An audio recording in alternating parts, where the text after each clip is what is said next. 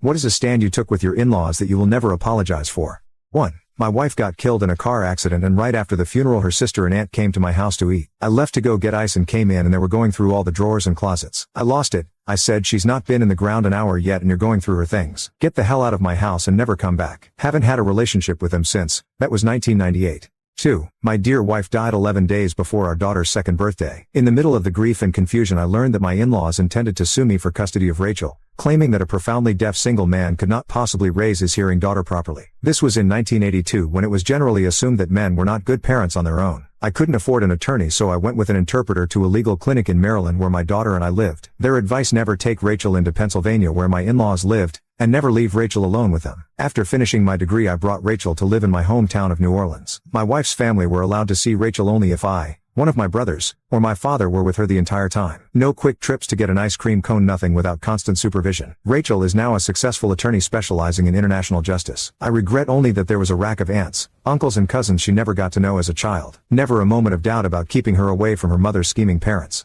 3. When my wicked stepmother-in-law leaned across the dinner table to say to my husband, don't ever get a vasectomy. Just because she will get too old to have children, you won't. We were at the Cliff House in San Francisco. I could have knocked her through the glass windows onto the rocks below. At that moment, her husband, my husband's dad, looked uncomfortable. So are you saying that at some point he should trade me in for a younger model? One who can have children if I can't? She stuttered a bit. I got up, left the table and went out to the car. Well, later on that visit, I got them back. We were at dinner after touring wine country. They started regaling us with tales of their exciting trip through South America to Colombia. What a wonderful adventure that was. I just looked at them and asked, what time frame was this? They cheerfully replied, and I dropped the bomb on them. I leaned toward them across the table and said in a terse voice, while you two were gallivanting around South America, your son was 16 years old, living on the streets, because his mother had kicked him out. She was an alcoholic. He had nothing and nowhere to go. You never bothered to find out how or where he was. Woo. They looked stunned, like I had slapped them. They knew it was true. Shortly after they returned home from that trip to visit us, his father bought his son a beautiful Ford F-150 truck. It helped us a lot, because we had a fledgling construction company, and the new truck made him look successful to prospective new clients. Our business quickly picked up after that. Also, his father reached out to his son in some tender ways he had never done before, writing love letters to him. Some people have to be knocked upside the head to see the light. No,